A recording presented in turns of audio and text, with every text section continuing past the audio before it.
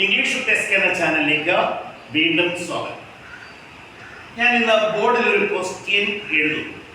അതെന്താണെന്ന് ആദ്യം മനസ്സിലാക്കുക. അതിനെ നമുക്ക് വോയിസ് ചേഞ്ച് ചെയ്യുന്നത് എങ്ങനെയെന്ന് നോക്കാം.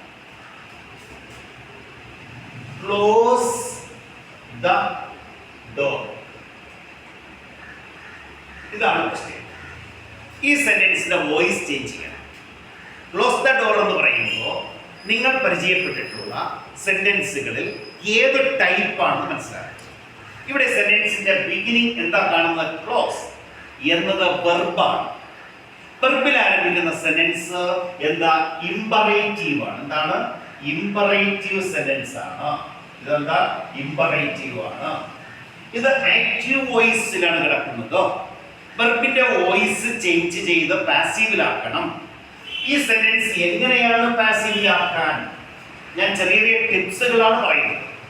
പാസീവിലാക്കുന്നതിന് ഇമ്പറേറ്റീവ് സെന്റൻസ് ആണോ, നിങ്ങൾ മറ്റൊന്നും ആലോചിക്കേണ്ട, ലെറ്റ് എന്ന് ഉപയോഗിക്കുക. എന്ത് ഉപയോഗിക്കണം? ലെറ്റ്. ലെറ്റ് ലെറ്റ് എഴുതിയിട്ട് ഇവിടുത്തെ ഓബ്ജക്റ്റ് എന്താ? The door. ദ ഡോർ എഴുതുക. Let the door. Let the door. ഇനി ഇവിടെ ഈ വെർബിന്റെ വോയിസ് പാസീവിലാക്കാൻ ഓക്സിലറി വെർബ് വേണം. ആ ഓക്സിലറി വെർബ് ഇവിടെ ഉപയോഗിക്കാൻ കഴിയുന്നില്ല. അതുകൊണ്ട് ബി എന്ന വെർബ് ഉപയോഗിക്കുക. ബി എന്താ ഉപയോഗിച്ച? B. Let the door B closed എന്ന വെർബിന്റെ മൂന്നാമത്തെ രൂപം ക്ലോസ്ഡ്. ഇതാണ് ഇതിന്റെ പാസീവ്.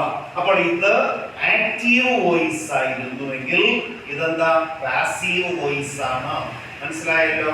അപ്പോൾ ഒരു ഇമ്പറേറ്റീവ് സെന്റൻസിനെ വോയിസ് ചേഞ്ച് ചെയ്യുമ്പോൾ എപ്രകാരമാണ് ഉപയോഗിക്കേണ്ടത് എന്ന് നിങ്ങൾ പല ക്ലാസ്സുകളിലും പരിചയപ്പെട്ടിട്ടുണ്ടായിരിക്കും. ഇവിടുത്തെ ഒരു സെന്റൻസ് എന്താ? ക്ലോസ് ദ ഡോർ എന്ന ഇമ്പറേറ്റീവ് സെന്റൻസ് ആണ്.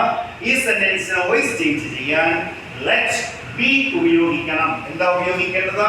Let be. ലെറ്റ് ബി ഉപയോഗിക്കണം. ലെറ്റ് തുടങ്ങി ഓബ്ജക്റ്റ് എഴുതി ബി എന്ന വെർബ് എഴുതിയിട്ട് എന്ത് ഉപയോഗിക്കണം? ഇവിടെയുള്ള വെർബിന്റെ തേർഡ് ഫോം എഴുതണം. അതായത് പാസ്റ്റ് പാർട്ടിസിപ്പിൾ ഫോം എഴുതണം. ക്ലോസ്ഡ്. ഇതാണ് എന്റെ ആൻസർ. എല്ലാവരും ഇംഗ്ലീഷ് ടെസ്റ്റ് എന്ന ചാനൽ കാണുകയും കേൾക്കുകയും ഷെയർ ചെയ്യുകയും സബ്സ്ക്രൈബ് ചെയ്യുകയും ലൈക്ക് കൊടുക്കുകയും കമന്റ് രേഖപ്പെടുത്തുകയും ചെയ്യുക. ഏവർക്കും താങ്ക്സ്.